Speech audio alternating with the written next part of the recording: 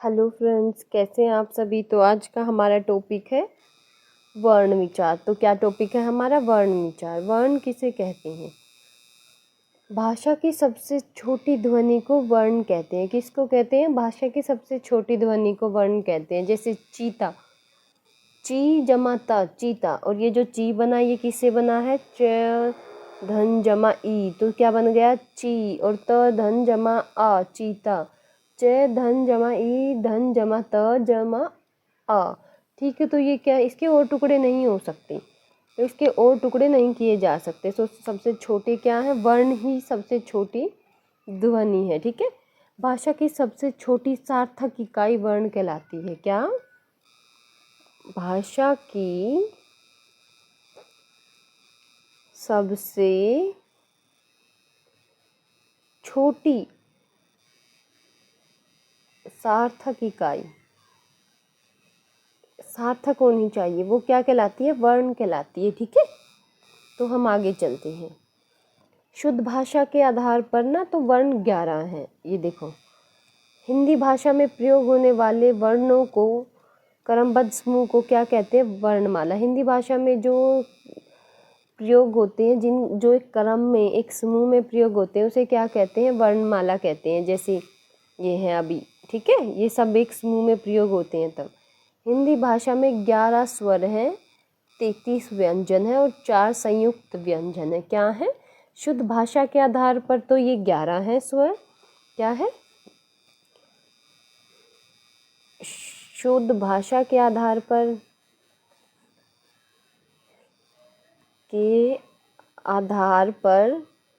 तो 11 हैं।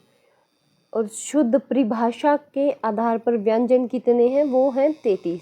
वैसे इनमें 2 और ऐड कर लिए जाते हैं, तो वो कितने हो जाते हैं? स्वर 13। ठीक है, कितने हो जाते हैं? 13। ओके, तो चलो हम आगे चलते हैं। वर्णमाला के 2 भाग होते हैं, स्वर और व्यंजन। ठीक है, लिखने के आधार पर हिंदी में 52 वर्ण है। ये वर्हा नहीं, वर्ण है यहाँ। ठीक है, 52 वर्ण हैं।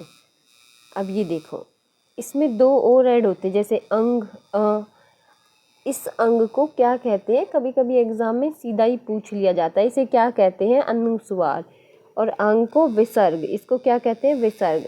अब जैसे ये चंद्र बिंदु वाले हैं, ये दांत, चांद जो इनमें आते हैं, सांप, मूछ, ठीक है, ये क्या है?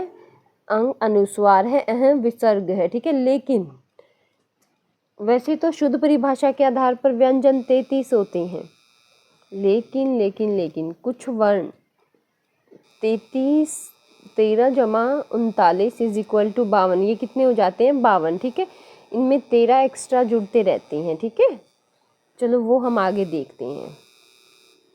अब देखो, जैसे ए क्या होता है? इसको विसर्ग कहते हैं। क्या कहते हैं? विसर्ग। ठीक है, और इसी के साथ अंग को क्या कहते हैं?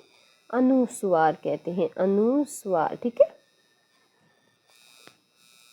अब हिंदी में 11 स्वर होते हैं। स्वरों का उच्चारण स्वतंत्र रूप से बिना किसी दूसरे वर्ण की सहायता के बिना, जो वर्ण स्वतंत्र रूप से बोले जाए बिना किसी सहायता से, उसे क्या कहते हैं? स्वर कहते हैं। ठीक है, केवल ए को छोड़कर स्वरों की सभी स्वरों की मात्राएं होती हैं। जैसे आ की ये वाली, ई की ये, ऊ, री, ए, औ, ओ, औ। ठीक है, याद रखना आप लोगों को। अब स्वर के भी 3 भेद होते हैं।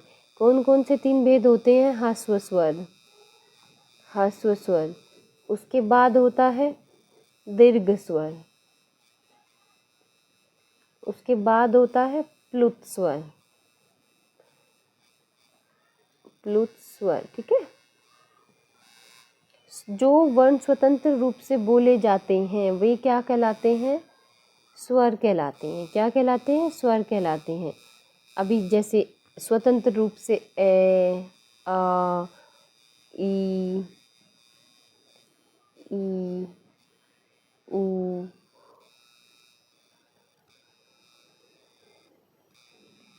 ऊ, ये जो शब्द है ना, ये क्या स्वतंत्र रूप से बोले जाते हैं। अब देखो, स्वरों का वर्गीकरण। किसका? स्वरों का। ह्रस्व स्वर, जिसके बोलने में कम समय लगे, ए ई उ री, ये कितने होते हैं? 4 होते हैं। इनके बोलने में कितना समय लगता है? बिल्कुल कम समय लगता है, ठीक है। क्या लगता है? कम समय लगता है। अब दूसरा है दीर्घ स्वर। ह्रस्व स्वर से दुगना समय लगे, वो क्या कहलाते हैं? दीर्घ स्वर। ए ई उ ए औ औ, ठीक है।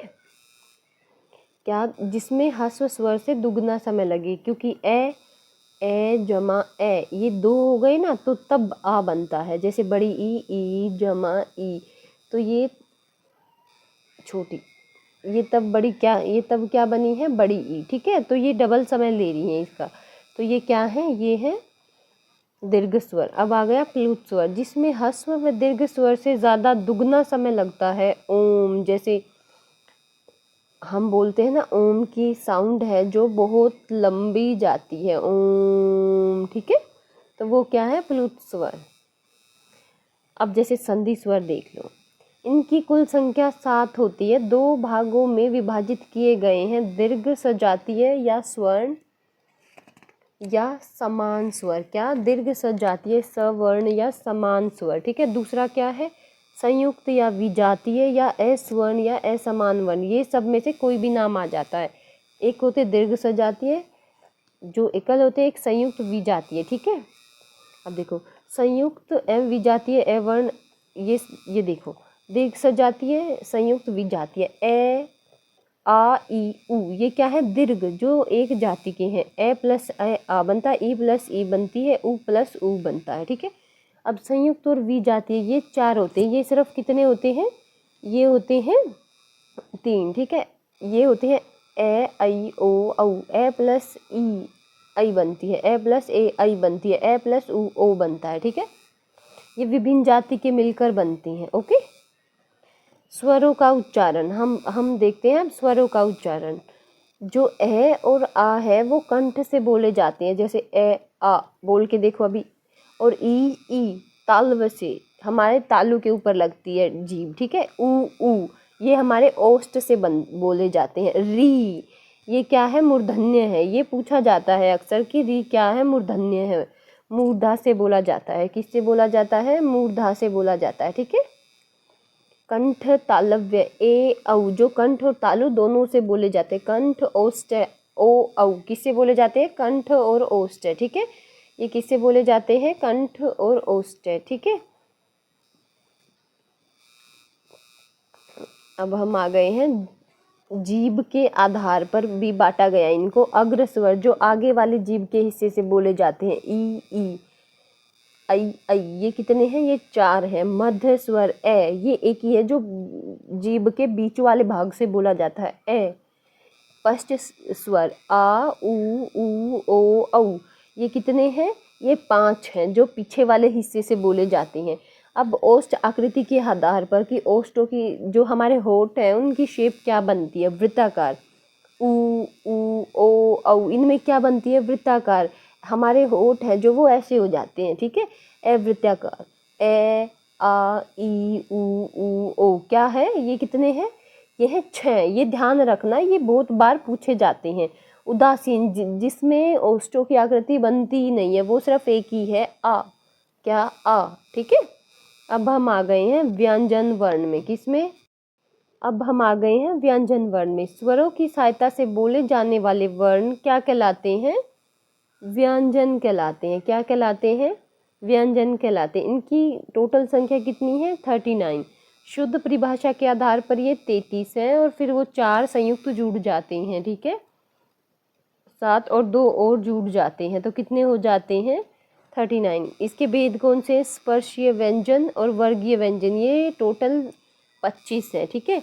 अंतस्थ जो 4 होते हैं वो है 4। उसमें संघर्षी कितने हैं? 4, ठीक है। अब अंतस्थ भी 4 है, उष्म संघर्षी भी 4 है, और जो वर्गीय और स्पर्शीय हैं वो को कितने हैं? 25, ठीक है। ये याद रखना। अब हम देखते हैं इनका वर्गीकरण कि ये कैसे बोले जाते, कौन से क्या हैं, ठीक है। अब ये देखो, स्वर, व्यंजन, अंतस्थ, ऊष्म, अयोगवा, मैंने एक साथ लिख दिया है इनको। ये इनकी याद करने के लिए ट्रिक है, एक बार इनको पढ़ो फिर मैं आपको ट्रिक बताती हूँ। कंठ से क्या बोले जाते हैं? ए आ, और पूरा क वर्ग, क ख ग घ घ अड, ठीक है। और उष्म, उष्म व्यंजन में है, ये उष्म भी है और है ये कंठ से बोला जाता है और ए।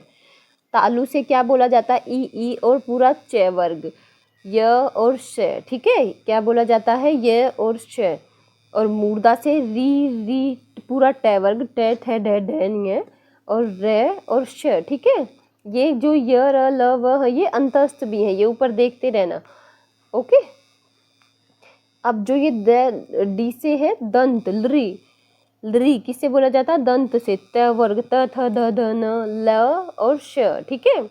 अब ओ से ओष्ठ, उ पूरा पै वर्ग, प फ भ भ म और पूरा पै वर्ग और उ, ठीक है। अब ये देखो, अब इनको कैसे याद करेंगे, क च ट त प, ये देखो अब इनको हम लिख देंगे क च ट त प, ये तो सबको पता ही है कि क च ट त प बोलते हैं इसको। तो अब हम इनके ऊपर लिख देंगे के टी एम दो।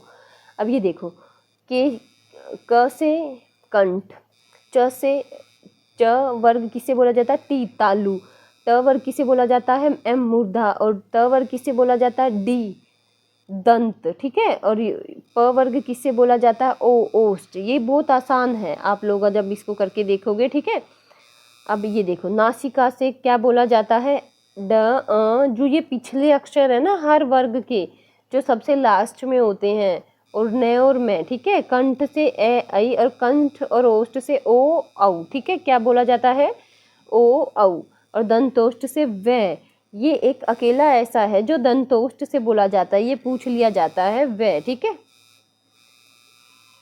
अब ये देखो, पंचमाक्षर और नासिक वर्ण, ये कौन कौन से हैं, ड अ न और मैं, ठीक है। स्पर्श संघर्षी पूरा च वर्ग है, स्पर्श संघर्षी, ये पूछा जाता है। च छ ज झ, ये जो चार हैं ये क्या है, स्पर्श संघर्ष, इनमें ना स्पर्श भी करती है हमारी जीभ और संघर्ष भी लगता है। द्विगुण और उत्क्षिप्त व्यंजन, ड और ढ, इनको नवीन विकसित व्यंजन भी कहते हैं। क्या कहते हैं इनको, नवीन, इनको कहते हैं नवीन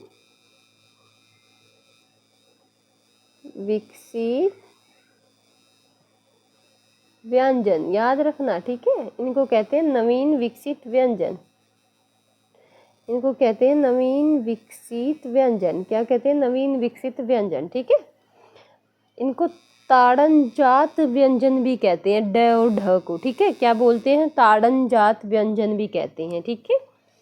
और जो ये हमारे एक, ये देखो अंतस्थ कौन कौन से थे, चार थे ना अंतस्थ, कौन कौन से थे हमारे, य र ल और व, क्या थे, य र ल व। और जो व वर्ण है ना वो क्या है, दंतोष्ठ, किससे बोला जाता है, वो बोला जाता है दंतोष्ठ से, किसे, दंतोष्ठ, ठीक है। ये याद रखना, किससे बोला जाता है, दंतोष्ठ से। अब हम आ गए हैं अंतस्थ व्यंजन में, चार होते हैं, य र ल व तालु। अब ये देखो, ये कैसे बोलते हैं हम, हमने क्या ट्रिक याद करी थी, हमने करी थी ना, के टी एम और दो। अब इसमें इस टी को के को हटा देना और फिर य, अब लिख देना इनके ऊपर य र ल व, तो ये ऐसे ही बोले जाते हैं। तालु से य, मूर्धा से र, दंत से ल, और ये ओ है दंतोष्ठ से, इसमें ये दोनों ऐड कर देना, दंतोष्ठ से व। तो इससे आपको बहुत आसानी से याद हो जाएगा, ठीक है, बिल्कुल आसान तरीके से। और जो र है इसको लुंठित या प्रकम्पित व्यंजन कहते हैं, प्रकम्पित, ठीक है। क्या बोलते हैं, प्रकम्पित व्यंजन, ये बिल्कुल पूछा जाता है, ये प्रकम्पित वर्ण क्या होता है, क्या होता है, आप सोच लिया जाता है कि लुंठित है तो ल होगा, नहीं नहीं, ल नहीं होता, ल वर्ण होता है पार्श्विक, क्या होता है, पार्श्विक, पार्श्विक स्वर, पार्श्विक, इसको क्या बोलते हैं, पार्श्विक, ठीक है। अब ये देखो, अर्धस्वर, अर्धस्वर किसको बोला जाता है, ये और व को, क्योंकि ये संघर्षहीन होते हैं, इनमें बोलने में टाइम ही नहीं लगता। देखो आप बोल के देखो, य व एकदम से, ठीक है। ये देखो ये आ गया, लय को क्या बोलते हैं? पार्श्विक स्वर। ठीक है, क्या बोलते हैं? पार्श्विक स्वर। संघर्ष ऊष्मी ये 4 होते हैं। कितने होते हैं? 4। श श स ह क्या होते हैं? कितने होते हैं? 4 होते हैं। श श श ह। अब आ गए संयुक्त व्यंजन में, ये भी 4 होते हैं। अक्ष, त्र, ज, श्र क्या कितने होते हैं? 4 होते हैं। ठीक है, अब ये देखो, अब हम आ गए हैं घोष। घोष अब हमने क्या लिखा था? क, ख, ग, घ, अड, यही है ना पूरा। घोष कौन सा होता है? तीसरा, चौथा, पांचवा। ठीक है, 1 2 3 4 5, तीसरा, चौथा और पांचवा जो पीछे वाले हैं। ठीक है, ये क्या है? हर क च ट तप वाले में, हर वर्णमाला में ये तीसरा, चौथा, पांचवा और य र ल व ह, ये क्या है? ये है घोष। ठीक है, क्या है? घोष। याद रखना, अघोष पहला और दूसरा।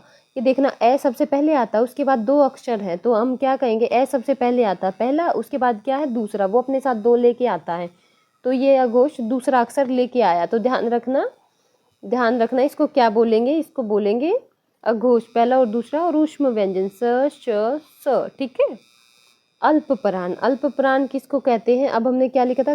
क, ख, घ, क, ख, ग, घ, अड। ठीक है,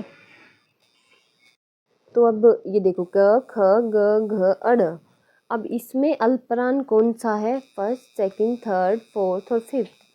पहला, तो ये कौन सा है इसमें? फर्स्ट, थर्ड और फिफ्थ। ठीक है, पहला, तीसरा और पांचवा, क, ग और अड। ठीक है, अब याद रखना। और इसके साथ इसमें और भी हैं, क्या है? अंतस्थ। इसमें क्या है? अंतस्थ। य र ल व क्या है? अंतस्थ। अब हम आ गए महाप्राण में। महाप्राण बोलने में अच्छा लग रहा है ना, तो दूसरा और चौथा सम संख्याएं। दूसरा और चौथा कौन सा हुआ? ख, क, ख, ग, घ। ठीक है, ये 2, च, छ, छ, च, छ, झ, ज। तो ये देखो, हर क, च, ट, त, प का दूसरा और चौथा और ऊष्म व्यंजन से है। ठीक है, से, श, स, ह। ये देखो, इसमें बिल्कुल ऐसे हैं। स्पर्श। अब ये देखो, इससे समझ लेते हैं। महाप्राण पहला और दूसरा। ठीक है, और ये अल्पप्राण है जो पीछे वाले हैं। अब याद रखना, ये अल्पप्राण है। अब इसके बाद मैंने क्या बताया था? घोष, अघोष बताया था। अघोष पहले आता है ना और अपने साथ दूसरा लाता है, तो ये भी क्या है? बताया था। घोष कौन सा है? तीसरा, तीसरा, चौथा और पांचवा। कौन सा है?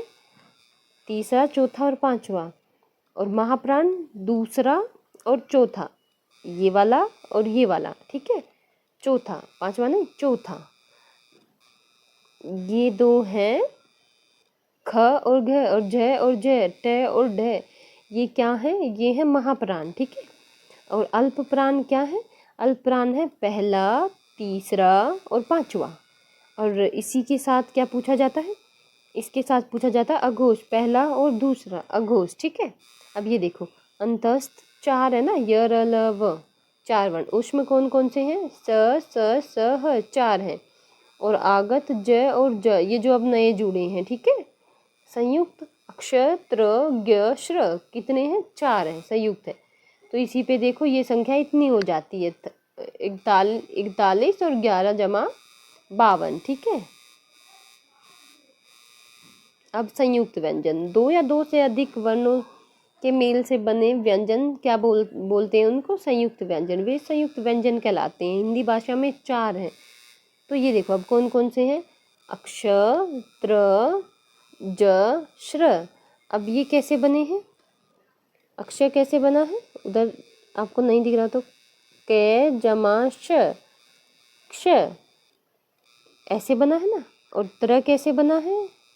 बोलने में ही आ रहा ना, त्र, त जमा रे, त्र। ठीक है, इसके बाद ज कैसे बना है? ग, ज जमा ए, ठीक है, कैसे बना है, जय जमा ए, इसके बाद ये देखो श्रेय, से जमा रे, श्रेय, ये दो दो से बने ना, तो इसीलिए इनको संयुक्त कहते हैं। ठीक है, जैसे स्त्रिय, त्रिशूल, ज्ञानी और श्रमिक, जैसे स्त्रिय, त्रिशूल और ज्ञानी और श्रमिक। ठीक है, इसी के साथ ये सब यहाँ ख़त्म होते हैं। तो इसी के साथ हमारा ये कंप्लीट होता है वर्ण विचार।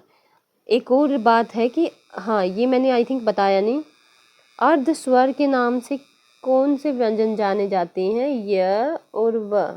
ठीक है फ्रेंड्स, तो हमारी ये ख़त्म होती है इधर। धन्यवाद आप सभी का। Please share and subscribe my channel. Thank you so much.